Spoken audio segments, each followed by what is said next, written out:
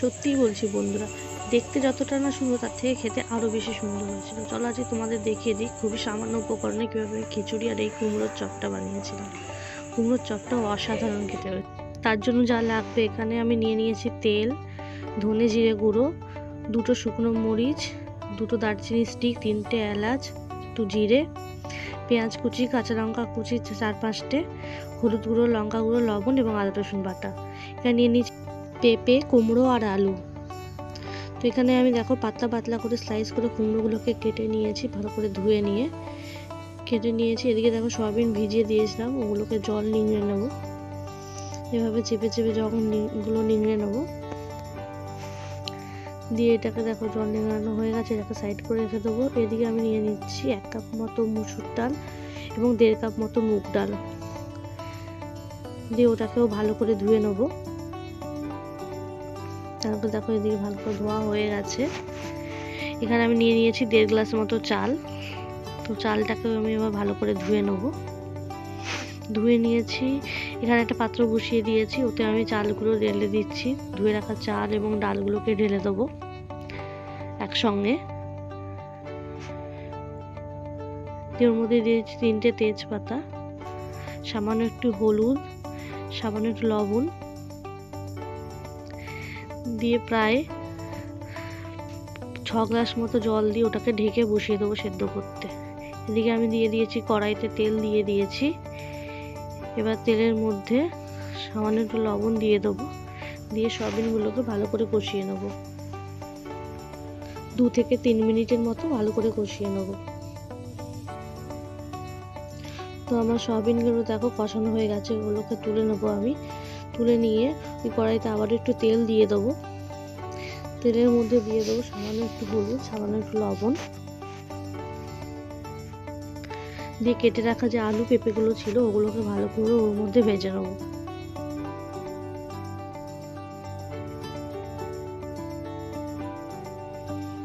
আলুগুলো তুলে দিচ্ছি, আলু আর পেঁপেকে একসঙ্গে ভালো করে ভেজে নেবো। তো আজকে দুপুর থেকেই বেশ মেঘলা মেঘলা ওয়েদার ছিল, সঙ্গে খুব বৃষ্টিও হচ্ছিল। তো আমি ঘুমোচ্ছিলাম আর ভাবছিলাম যে কখন বিকেল হবে আমি উঠে খিচুড়ি বানাবো আর খাবো। তো সেরকম কোনো উপকরণ ছিল না, তাই সবজিও সেরকম ছিল না। আলু, কুমড়ো আর পেঁপে দিয়ে আর সয়াবিন খুব সামান্য উপকরণ দিয়ে বানিয়ে নিয়েছিলাম। তো আমি এদিকে দেখো আলু আর পেঁপেটা ভাজা হয়ে গেছিলো, ওর মধ্যে কুমড়োগুলো দিয়ে আবার একটু ঢেকে ঢেকে ভেজে নেবো, ভালো করে কষিয়ে নেবো যাতে ভাজতে ভাজতেই আধা সিদ্ধ হয়ে যায়।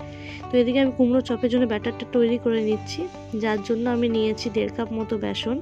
ওতে 1 চামচ দিয়ে দিলাম বেকিং সোডা, অল্প একটু জিরা, একটু ধনে গুঁড়ো, জিরে গুঁড়ো, একটু গোলমরিচ পাউডার, একটু লাল লঙ্কার গুঁড়ো, স্বাদ মতো লবণ আর হলুদ দিয়ে ওটাকে ভালো করে মেখে নেবো। মেখে নিয়ে একসঙ্গে জল না দিয়ে অল্প অল্প করে জল দিয়ে মেখে নেবো, কারণ একসঙ্গে জল দিলে ওটা জল বেশি পড়ে যেতে পারে, তখন ঘনত্বটা ঠিক থাকবে না। তো ওইভাবে আমি অল্প অল্প করে মেখে এভাবে ব্যাটারটাকে রেডি করে নেব। দেখো এরকম ব্যাটারটা হবে, রেডি করে নিয়েছি।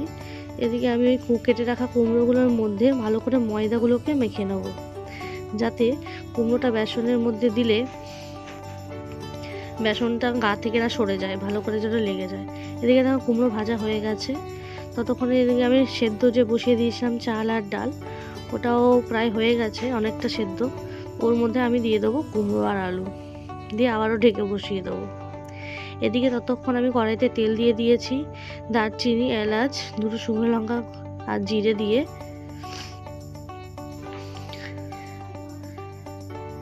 ভালো করে নেড়ে নেবো, একটা মিষ্টি গন্ধ আসা পর্যন্ত নেড়ে নেবো ফোড়নটাকে।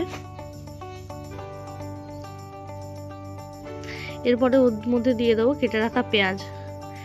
আমি একটা বড় সাইজের পেঁয়াজকে কুচি করে কেটে নিয়েছিলাম, তো ওটাকেও লাল হয়ে যাওয়া পর্যন্ত ভেজে নেব।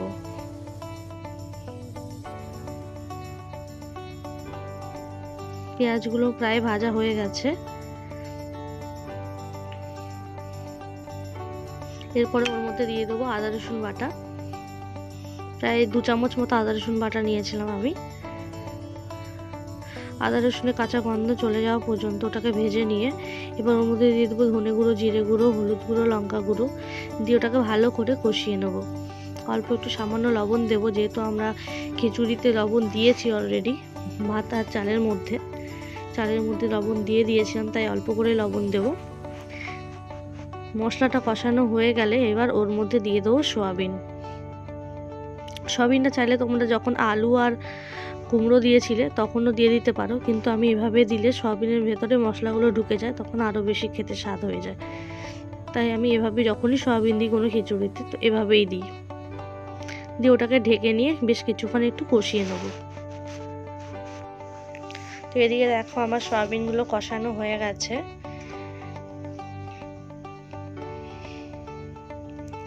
তো এদিকে দেখো আমার ভাতটাও প্রায় 95% কুক হয়ে গেছে। তো এই মুহূর্তে আমি ওই কষে রাখা সয়াবিনগুলোকে এর মধ্যে ঢেলে দেবো, দিয়ে ভালোক্ষণ নেড়ে আবারও কিছুক্ষণ ঢেকে রেখে দেবো।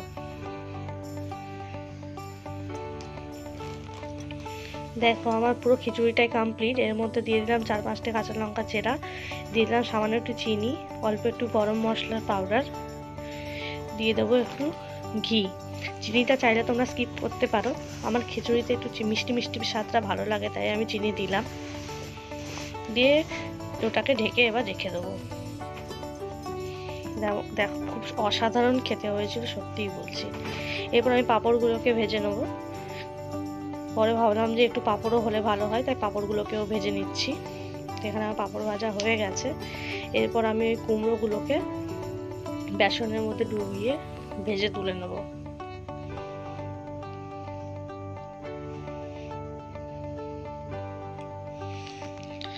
সত্যিই বলছি, অনেক দিন পরে এই যে বৃষ্টি হলো তার সঙ্গে এই যে খিচুড়ি, মানে পুরো ওয়েদারটাই জমে গিয়েছিল। তোমরাও বাড়িতে এভাবে বানিয়ে দেখতে পারো, সত্যিই বলছি খেয়ে পুরো মজা এসে যাবে। এবং খাওয়ার পরে অবশ্যই কমেন্টে জানিও যে খেতে কেমন হয়েছে। আশা করি খেতে ভালোই লাগবে। আমার তো বেশ ভালো লেগেছিল এবং বাড়ির সবাইয়েরই খুব ভালো লেগেছিল। এমনকি মা বলেছে পরেও একদিন এরকম করে বানাতে। আর সাথে এই বেসন দিয়ে কুমড়ো ভাজাটা সত্যিই বলছি আমি আগে কখনো খাইনি, তো অনেকের মুখেই শুনেছিলাম, অসাধারণ লেগেছিল খেতে। তোমরাও বাড়িতে বানিয়ে দেখবে অবশ্যই। যদি ভালো লেগে থাকে চ্যানেলটিকে সাবস্ক্রাইব করে দেবে, একটি লাইক দিয়ে দেবে।